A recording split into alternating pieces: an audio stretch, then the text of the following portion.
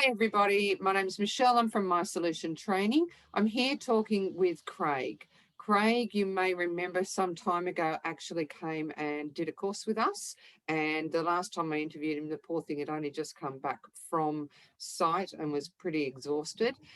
He has since gone great guns in the industry and was good enough to actually do a little catch up with me. So welcome, Craig. Hi. So just to give a little bit of a background about Craig, Craig came from the Defence Force to start with. And so can you just give us a little bit of a wrap up as to, why you decided to get into mining and why you decided to do the training and what you thought of the training? I just thought, to get the family a little further ahead, and I'd had a background in defence and quarrying and transport and stuff, so I decided that I'd like to pursue a mining career and see where that took us. And I went with you guys because I had a look around, and it was like probably the closest to me, but also probably it came recommended from a few people I asked as well. And and the training was good. I did my S11s and dump truck and bar bulk water with you guys, and yeah, it was good. It was good. Trainers were good. It was comprehensive, and yeah. Perfect. Now, Craig, you were also someone that was really determined. You got a resume done by us as well. And you were someone that I spoke to, probably nearly every 3 or 4 days. And you just didn't give Yeah, up. You were like a dog with a bone. And I think that's why you were so successful in getting in there.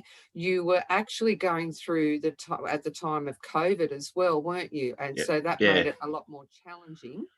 I had a couple of jobs over in WA, but obviously it was just timing, and yeah, they didn't work out for obvious reasons. And now I probably wouldn't go over there with all the stuff going on, because I've got a mate over there driving side tippers on FIFO, and yeah, he's been over there for like 10 weeks now or something, and still got another 4 weeks to go before he can come home. So you just don't know unless you're prepared to move over there. I personally wouldn't go over there with everything going on, so because you'll get stuck over there. Well, just on that side note, they've actually just only done a report about it where they are actually going to relax that again and go back to the normal. They're going to give workers the opportunity to go back to normal swings or actually keep the swings that they're on. So hopefully he'll be in one of those companies that's doing that. So Yeah. moving on to you and what's going on with you. So you got to start, and you were actually away for quite a period of time as well on your first job. So can you tell us a little bit about just your general mining experience, like, what you've been doing out there and what you think of mining in itself, like how it's benefited you and benefited your family especially?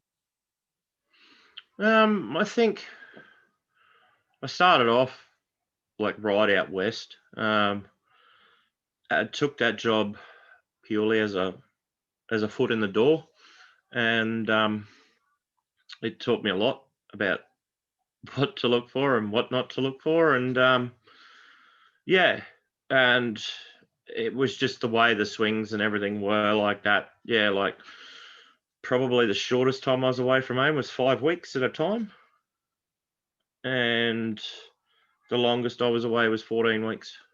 So yeah, That's a long stint, isn't it? yeah, it is. And in that 14 weeks, I probably had like 6 or 7 days off in total.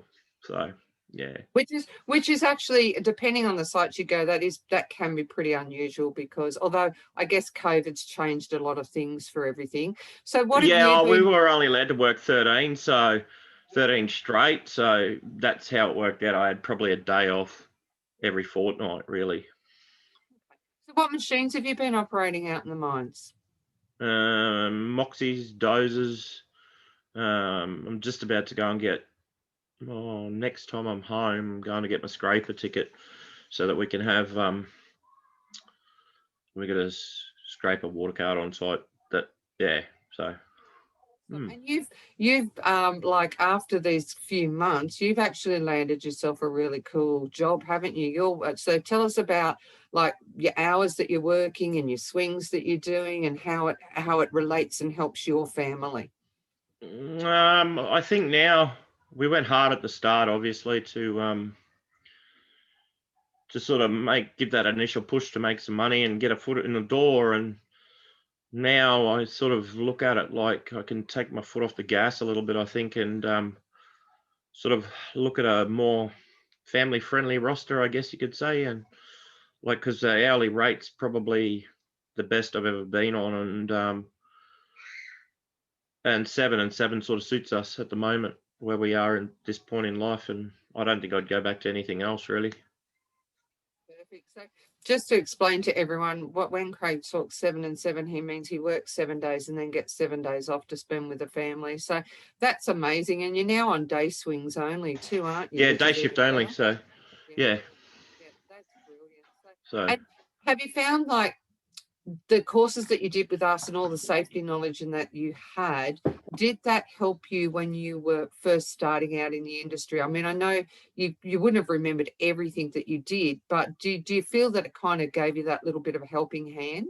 oh, I did, because like all these companies, they want you to go and do their own stuff, even though you've just done it. But it puts you in good stead, because it's fresh in your mind and everything like that. That when you go and do their inductions and everything like that, it's a lot easier. It's not as daunting. Perfect. Well, basically, what you're a testament to somebody who didn't give up, even though you had all these issues through COVID and everything else that you had to deal with, that did the hard yards, that sacrificed for a short period of time to be able to better yourself, better your family situation. And now you've ended up with that hard work, landing the dream job where you're doing the swings that suit you, getting the finances that suit you. So that's amazing. I really want to congratulate you, Craig, and thank you for your time coming back to talk to us again about your journey. So is there anything else that you want to add at the end of this? Probably don't give up, and I'm always on the lookout. Like I'm always looking at, I guess, like Seek and everything like that. I'm just always looking. I don't stop looking, and just to see if the grass is greener. Sometimes it might be, and sometimes it's not. But that's the way it is. That's I think perfect. it's pretty transient, nomadic. Like, Yep. and I sort of like that. So. Yep. Yep. No, that's perfect. So thanks heaps again for this interview. Thanks for taking out the time to let people know, what it's like now that you've out there and you've been out there for a period of time. It kind of gives them a little bit of guidance and gives them that little get up and go of don't give up. So thanks No, again for that. Don't give up. Like, it's that old adage, you're ready to give up and it just falls in your lap, sort of thing. Yeah. We had a little joke about that, didn't we? I turned around and you were like, I'm so frustrated, nothing's happened. And I went, now you're going to get that many companies ringing you, asking you to work. And that's exactly what happened to you, wasn't it? Well, that's what happens. You get sent like jobs. Different people send you different jobs every week, to have a look at. Even like, you mightn't even have to get on Seek. Sometimes you might see something there that tickles your fancy, so you apply for it, Yeah. But I've sort of tried a different path, I guess. Like, I know what I want to operate now, and it's sort of, I wouldn't say specialized, but they're always looking for guys and girls to do that, so yeah.